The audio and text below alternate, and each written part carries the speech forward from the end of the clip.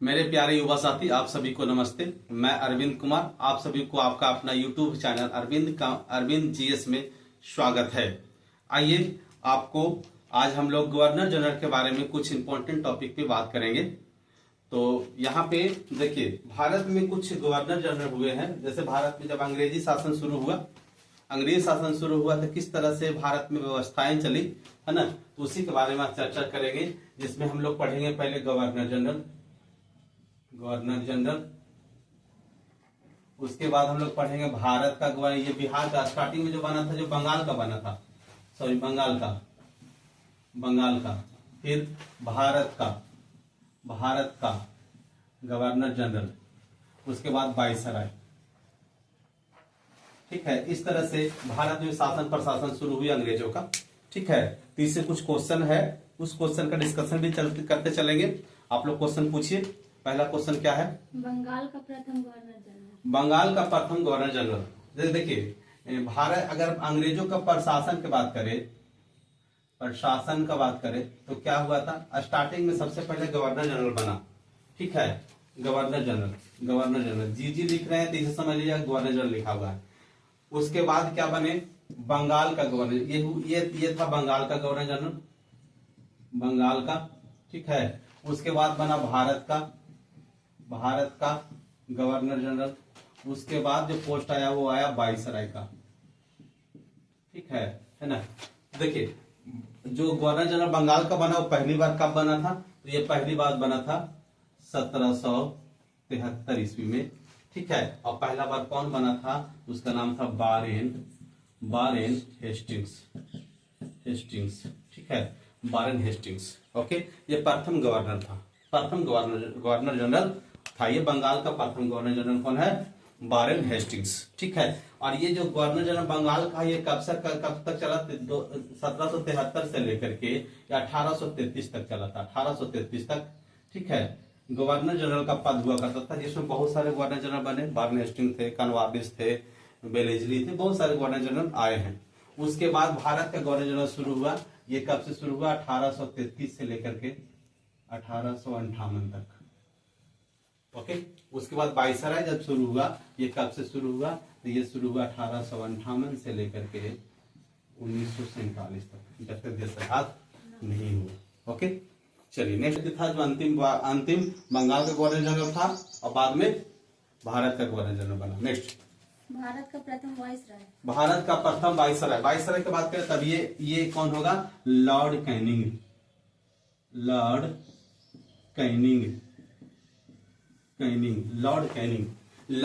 जो है प्रथम वाइसराय है। एक्चुअली में क्या होता? देखिए, ये भारत का गवर्नर जनरल का पद समाप्त होकर के वाइसराय का पद हुआ, तो वह व्यक्ति लॉर्ड कैनिंग था, जो भारत का अंतिम गवर्नर जनरल था और प्रथम वाइसराय था। ओके, नेक्स्ट पूछिए। बंगाल में द्वैत शासन किसके काल में लागू हुआ? द्वैत शासन लागू हुआ था किसके काल में? तो एक व्यक्ति हुए हैं जिसका नाम है रॉबर्ट क्लाइव। ठीक है, क्या नाम है? Robert Clive. ठीक है, रॉबर्ट क्लाइव, है ना। ये रॉबर्ट क्लाइव गवर्नर बनकर के आया था, गवर्नर जनरल नहीं था, गवर्नर बनकर के आया था। तो इन्होंने, ये व्यक्ति जो था, इसी के समय में आपका प्लासी का युद्ध हुआ था। प्लासी का युद्ध। ठीक है, प्लासी का युद्ध इन्होंने ही लड़ा। उसके बाद एक युद्ध हुआ जिसको बोलते हैं बक्सर का युद्ध। ठीक है, और ये बक्सर का युद्ध में अंग्रेज जीत गया। इस युद्ध का जो एक्चुअली इसका जो नेतृत्व कर रहा था, उसका नाम था हेक्टर मुनरो। ठीक है, लेकिन हेक्टर मुनरो ने संधि नहीं किया। संधि किसने किया? रॉबर्ट क्लाइव ने संधि किया। बक्सर के युद्ध के बाद जो संधि हुआ, उस संधि को बोलते हैं इलाहाबाद की संधि। उस इलाहाबाद की संधि किसने किया? रॉबर्ट क्लाइव ने किया। इलाहाबाद के संधि में क्या हुआ?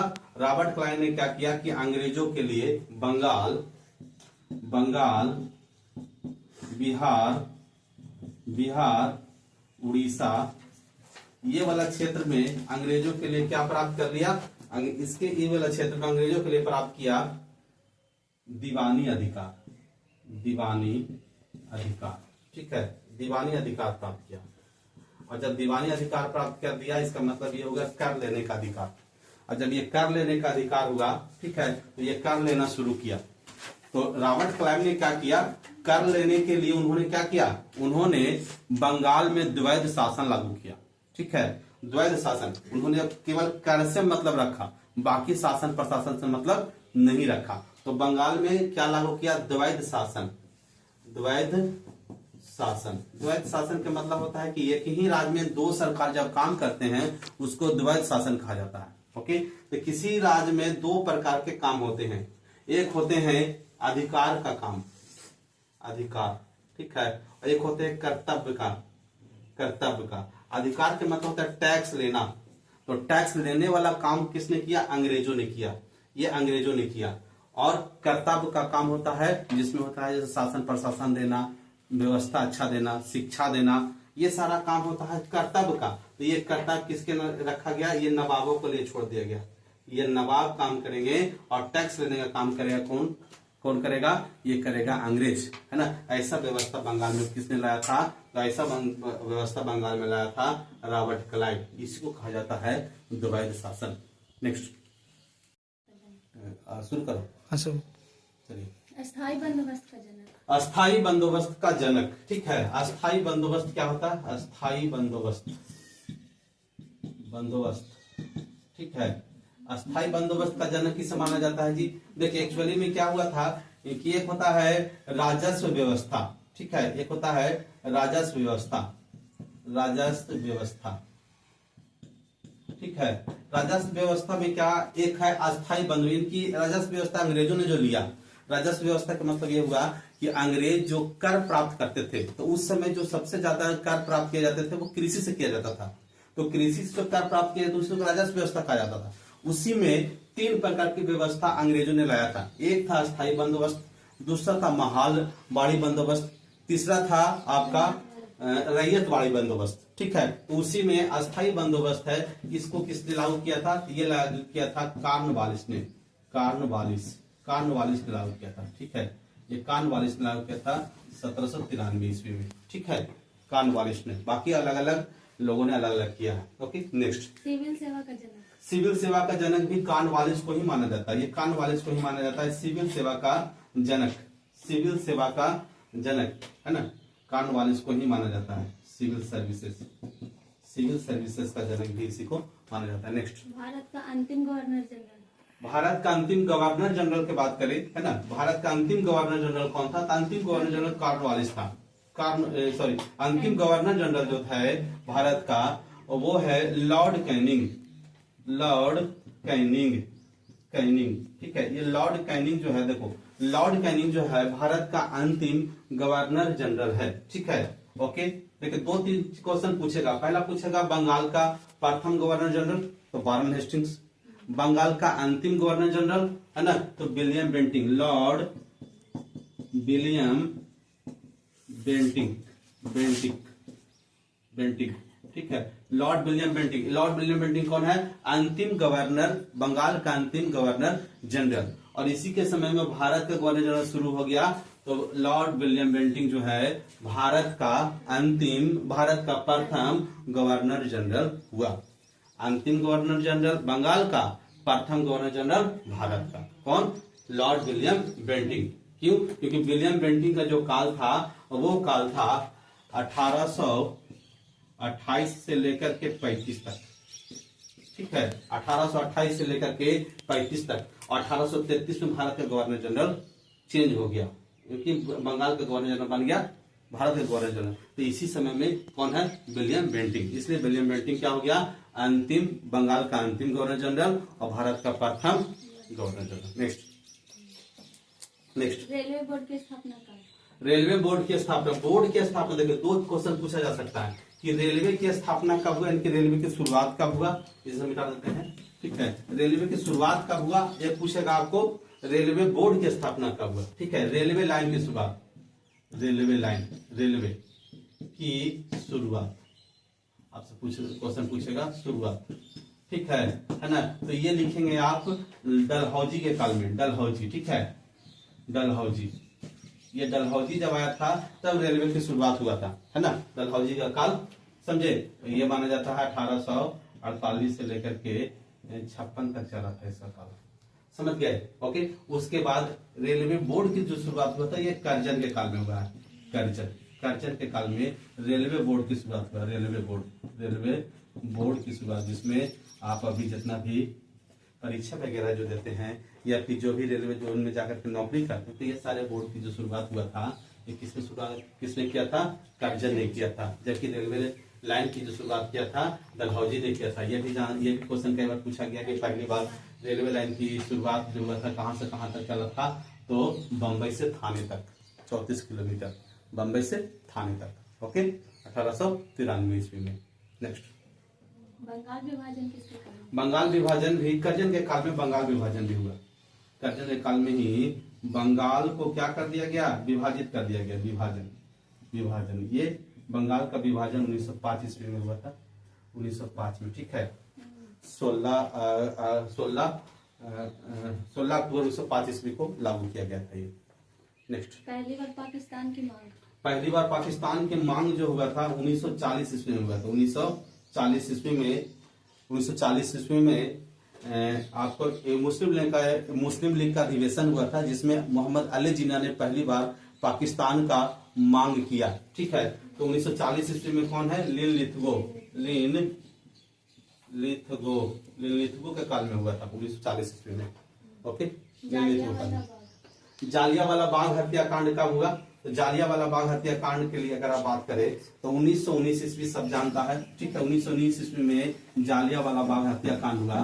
तो जालियांवाला बाग हत्याकांड 1919 ईस्वी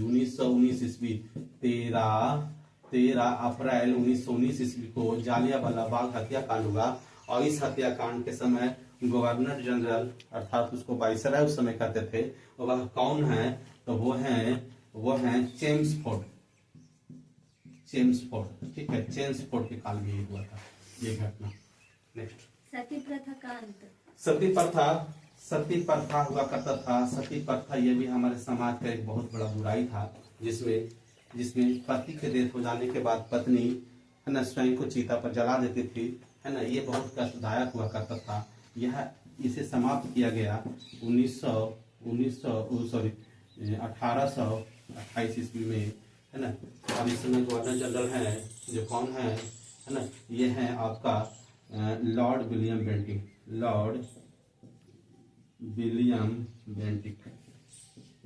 के काल में, ठीक है। 28 में 29 लिखे, 29 को बताइए। ठगी प्रथा का अंत, है ना। ठगी प्रथा का भी अंत इन्होंने ही किया, लॉर्ड विलियम बेंटिक ने। लॉर्ड विलियम बेंटिक का बहुत सारा काम हुआ सामाजिक सुधार में, जिसमें ठगी प्रथा, सती प्रथा, ये सब काम हुए। ओके, तो सती प्रथा का भी अंत लॉर्ड विलियम बेंटिक के काल में हुआ था। ठगी प्रथा का अंत भी लॉर्ड विलियम बेंटिक के काल में हुआ था। नेक्स्ट, संविधान सभा की प्रथम बैठक किसके? संविधान सभा की प्रथम बैठक जो हुआ, देखो संविधान सभा की प्रथम बैठक, अब देखिए ये आगे पॉलिटिक्स से क्वेश्चन, ठीक है। संविधान सभा के बारे में, है ना, पिछले वीडियो में भी हमने बताया है। 1946 ईस्वी में संविधान सभा के लिए संविधान सभा बना संविधान निर्माण करने के लिए। और इस सभा के प्रथम बैठक हुआ था 9 दिसंबर 1946 ईस्वी को। 9 दिसंबर 1946 ईस्वी को इसकी बैठक हुआ। और इस बैठक में जो बहुत सारा काम हुआ, तो इस समय कौन है जी, है ना, भारत में वाइसराय के रूप में कौन है? तो इसका नाम है क्या नाम है उसका? बिलिंगटन बेबेल, ठीक है। लॉर्ड बेबेल, ठीक है। ये लॉर्ड बेबेल था, ठीक है। ये 44 से 47 तक रहा था, है ना। ये था 1944 से लेकर के जुलाई 1947 तक, है ना, वाइसराय के पद पर रहा। उसके बाद आया था विलियम बेंटिक, जो भारत के आजादी तक वाइसराय के पद पर रहा। फिर बाद में वह गवर्नर जनरल के रूप में भारत में, है ना, शासन किया। नेक्स्ट, सहायक संधि का जनक। तो सहायक संधि, देखिए सहायक संधि का जनक अगर आपसे पूछेगा, सहायक संधि, ठीक है। सहायक संधि, थोड़ा सा सहायक संधि के बारे में थोड़ा और जानिए, इसको मिटाते हैं, ठीक है। सहायक संधि क्या होता है पहले समझ लीजिए। 2-3 चीज के बारे में क्वेश्चन आते रहता है। सहायक संधि, ठीक है। सहायक संधि ये सहायक संधि, ठीक है। इसका अगर आपसे क्वेश्चन पूछेगा जनक कौन है, जनक, ठीक है। तो जनक जो है वो है आपको इसका क्या बोलते हैं, Wellesley, Lord Wellesley, Lord Wellesley, Wellesley, Lord Wellesley, ठीक है। ये लॉर्ड वेलेजली जो है सहायक संधि का जनक है। ओके, अब ये सहायक संधि होता क्या है, एक्चुअली में सहायक संधि क्या था, अंग्रेज भारत में अपना शक्ति को विस्तार करना चाहता था। इसके लिए वो क्या किया, भारतीय राजाओं को के साथ सहायक संधि किया और कहा कि एक सहायक संधि एक पेपर होता था जिस पर कहा जाता है इस पर अगर सिग्नेचर कर देगा सहायक संधि पर जो भी राज, उसको क्या मिलेगा, उसको सैनिक सहायता अंग्रेज देगा। ओके, तो अंग्रेज सैनिक सहायता देता था। ओके, अब उसमें क्या होता था, जो भी सहायक संधि पर हस्ताक्षर कर दिया वह अपना सेना नहीं रखेगा। जब भी युद्ध होगा तो अंग्रेज उसको सेना देगा और जब अंग्रेज उसके लिए अंग्रेजी सेना अगर उसके लिए लड़ेगा तो अंग्रेजी सेना का खर्चा जो है वह राज उठाएगा। ओके, तो ये था सहायक संधि। तो इसमें क्या होते थे, बहुत सारे राजा, बहुत सारे रियासत जो थे वो सहायक संधि पर हस्ताक्षर कर चुका था, जिसमें क्या होता था कि अंग्रेजों को सेना रखने के लिए खर्चा मिल जाता था। उसके खर्चा पर अंग्रेजों के पास बहुत बड़ा सेना हो जाता था, समझ गए, और बहुत बड़ा सेना हो जाता था और अंग्रेज को राजा के खर्चा पर सेना हो गया, अंग्रेज के पास शक्ति। ओके, है ना। ये एक राज दूसरे राज में लड़ने के लिए तो कामयाब था। एक राज, मान लिया ए राज बी राज से लड़ रहा है, इस समय तक तो मदद करता था, लेकिन जब ए राज को अंग्रेज से लड़ना पड़ता था तो उस समय है ना यह सेना उसको मदद नहीं करता था। ओके, यानी कि जिसने भी सहायक संधि पर हस्ताक्षर किया उसका शक्ति धीरे धीरे कमजोर हो गया और कल के डेट में वह कहीं ना कहीं अंग्रेजों का गुलाम हुआ। ओके, तो ये क्वेश्चन पूछे जाते हैं कि सहायक संधि पर हस्ताक्षर पहली बार किसने किया, ठीक है, पहली बार किसने किया, है ना, दूसरी बार किसने किया, तीसरी बार किसने किया, ठीक है। तो इस तरह से एक ट्रिक है ना, जो याद रखेंगे कि देखो HMT, है ना, HMT आंध्र प्रदेश सबसे सस्ता, HMT आंध्र प्रदेश सबसे सस्ता। ओके, इस तरह से एक ट्रिक याद रखेंगे। इस ट्रिक पर, है ना, आप सबसे पहला किसने किया, बाद में किसने किया, ये आपको आ जाएगा, ठीक है। एच से हो गया हैदराबाद, है ना, हैदराबाद जो है सबसे पहली बार हस्ताक्षर किया। एम से हो गया मैसूर, है ना, मैसूर, ठीक है, टीपू सुल्तान इत्यादि, मैसूर, है ना। टी से हो गया तंजौर, है ना। ए से हो गया अवध, ठीक है। पी से हो गया पेशवा, ओके। उसके बाद एस से हो गया बहुत सस्ता, ओके, इसमें बहुत सस्ता, बी से हो गया बरार और एस से हो गया सिंधिया, ठीक है। ओके, तो याद रखेंगे सबसे पहली बार अगर किसी ने सहायक संधि पर हस्ताक्षर किया तो वो कौन था, हैदराबाद। ये हैदराबाद को निजाम भी कहते हैं, क्या बोलते हैं, निजाम, है ना। आपसे क्वेश्चन ये भी पूछेगा, है ना, हैदराबाद ये पूछेगा कि सहायक संधि पर हस्ताक्षर पहली बार किसने किया और ऑप्शन में हैदराबाद ना देगा तो निजाम दे देगा, टेंशन निजाम भी होगा, समझ गए। ओके, है ना। तो सहायक संधि पर हस्ताक्षर करने वाला प्रथम राज निजाम था, उसके बाद हैदराबाद, उसके बाद तंजौर, उसके बाद अवध, उसके बाद पेशवा, उसके बाद बरार, उसके बाद सिंधिया। ओके, ये सब सहायक संधि पर हस्ताक्षर किए। सहायक संधि का जनक किसका माना जाता है, लॉर्ड वेलेस्ली को माना जाता है। Okay, next question.